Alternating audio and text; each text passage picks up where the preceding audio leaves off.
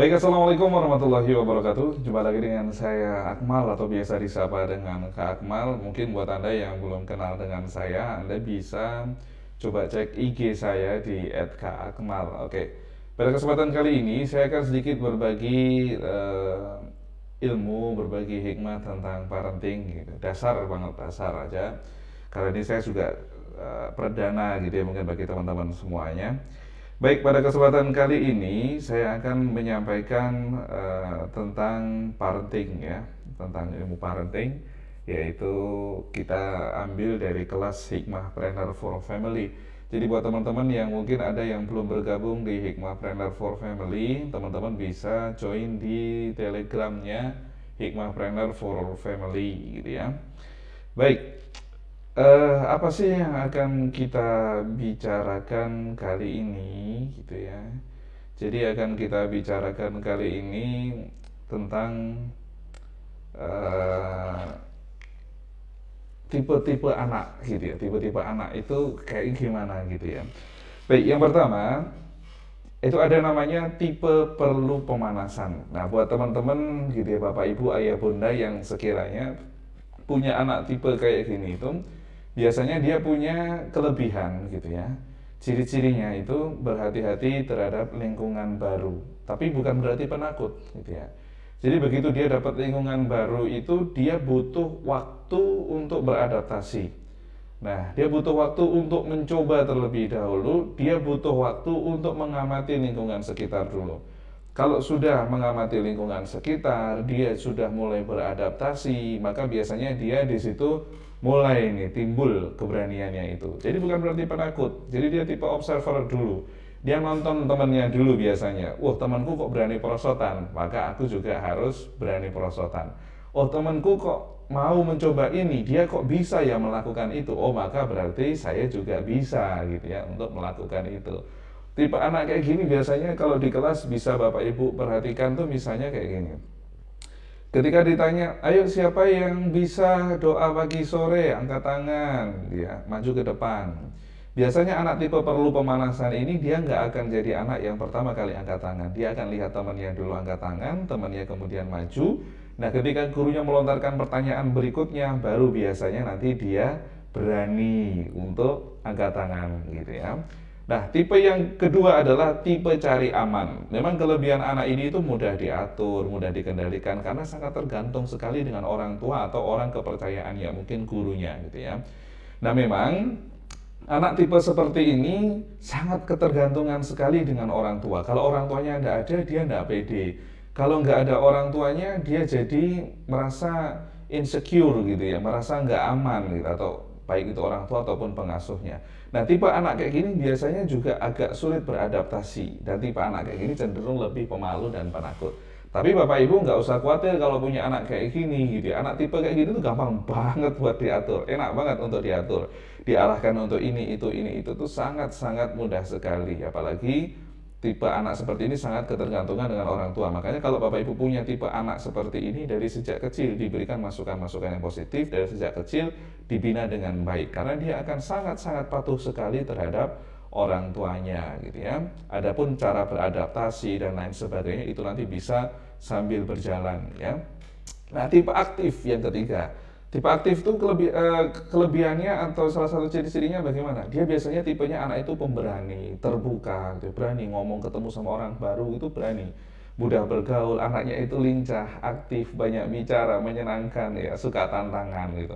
Memang tipe anak kayak gini ini punya tantangannya apa? Relatif sulit dikendalikan gitu ya. Waduh, kalau sudah lagi main gitu sudah lari-lari sana sini itu agak sulit dikendalikan. Di kelas pun juga demikian. Makanya anak tipe seperti ini butuh pengamanan lebih karena anak tipe seperti ini sangat menyukai tantangan yang beresiko ya. Nah, sekarang kalau kita punya anak tipe seperti itu, kita ambil jalannya syukur aja. Kita lihat sisi positifnya, jangan hanya lihat sisi negatifnya. Karena begini, kebutuhan anak untuk mendapatkan perhatian itu nggak terbatas. Nah, kadang-kadang orang tua ya dihadapkan pada dua pilihan. Anda sebagai ayah bunda baru akan memberikan perhatian kepada anak ketika anak itu melakukan suatu tindakan yang baik, atau justru malah sebaliknya. Kalau ayah bunda melakukan perhatian atau memberikan perhatian kepada anak hanya ketika anak di situ berbuat negatif, maka anak akan mengulangi perbuatan negatifnya itu untuk mendapatkan perhatian orang tua.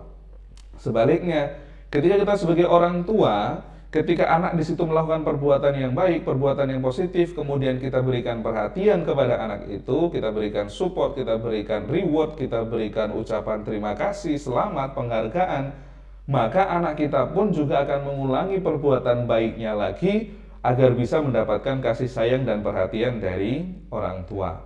Nah, sekarang kita tinggal lihat selama ini kita sebagai ayah bunda kayak gimana.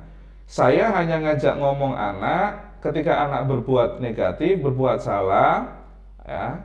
Saya hanya di situ memberikan hukuman kepada anak ketika dia berbuat salah, tapi saya tidak memberikan reward atau penghargaan ketika anak melakukan kebaikan. Kalau seperti itu, maka jangan kaget, jangan heran kalau putra-putri Bapak Ibu akan mengulangi perbuatan salahnya itu lagi, ya, hanya demi mendapatkan perhatian dari orang tua. Sebaliknya, ketika Bapak Ibu memberikan perhatian kepada anak dalam kondisi anak itu berbuat baik, dalam kondisi anak berbuat yang positif gitu ya, melakukan kebaikan, Bapak Ibu apresiasi, Bapak Ibu syukuri, Bapak Ibu kasih perhatian, kasih reward gitu ya. Hadiah itu tidak melulu soal barang gitu ya, pujian, penghargaan, rasa syukur itu juga merupakan bentuk reward atau hadiah. Nah, kalau sudah seperti itu gitu ya, maka yang bisa kita lakukan adalah maka yang akan dilakukan oleh anak gitu maksud saya gitu ya. Maka yang akan dilakukan oleh anak, dia akan mengulangi perbuatan baiknya lagi, perbuatan positifnya lagi, biar dia mendapatkan perhatian dari orang tua. Ketagihan nih dia berbuat baik, karena setiap kali dia berbuat baik, dia dapat perhatian dari orang tua. Nah, sekarang anak-anak yang di situ hanya dapat perhatian dari orang tua ketika dia berbuat salah, maka untuk mendapatkan kasih sayang itu, dia akan melakukan kejelekan atau kesalahan-kesalahan itu berulang kali. Karena dia berpikir, ketika saya melakukan kebaikan, saya tidak dapat perhatian dari orang tua. Tapi giliran saya melakukan kesalahan, justru di situ orang tua saya perhatian banget sama saya, kan gitu.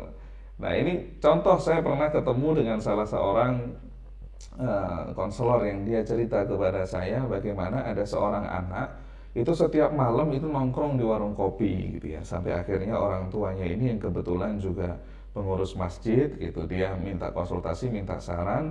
Ketika anak itu dipanggil, apa jawaban dari anak itu gitu ya. Anak ini mengatakan, loh iya kan, dari dulu ketika saya melakukan perbuatan baik, saya tertib ngajinya di masjid, tertib sholatnya di masjid, saya nggak pernah itu dipanggil, diajak ngomong, diperhatikan seperti ini. Giliran saya melakukan perbuatan salah, giliran saya melakukan kejelekan, baru orang-orang pada perhatian sama saya, baru orang mau ngajak ngomong saya, baru orang tua saya tahu keberadaan saya gitu ya. Nah, inilah artinya anak itu melakukan perbuatan salahnya ini gitu loh. Dia sengaja tiap malam nongkrong di warung kopi sampai tengah malam, sampai buat orang tuanya panik. Memang dia di situ butuh perhatian dari orang tua, cari perhatian dari orang tua, karena dia merasa selama ini saya berbuat baik, tidak pernah ada perhatian dari orang tua. Giliran sekarang saya kayak gini, baru orang tua saya peduli kepada saya. Nah, makanya dari 3 tipe ini tadi gitu ya, sudah sekarang Bapak Ibu selalu berusaha untuk mencari jalannya syukur. Jangan hanya lihat kekurangan anak-anak kita. Kalau kita bisa mensyukuri kelebihan-kelebihan yang Allah berikan kepada anak kita, maka yakinlah Allah pasti akan menambah nikmatnya kepada kita, sehingga menjadikan anak-anak kita menjadi anak-anak yang soleh dan soleha. Alhamdulillah, jazakumullah khairan.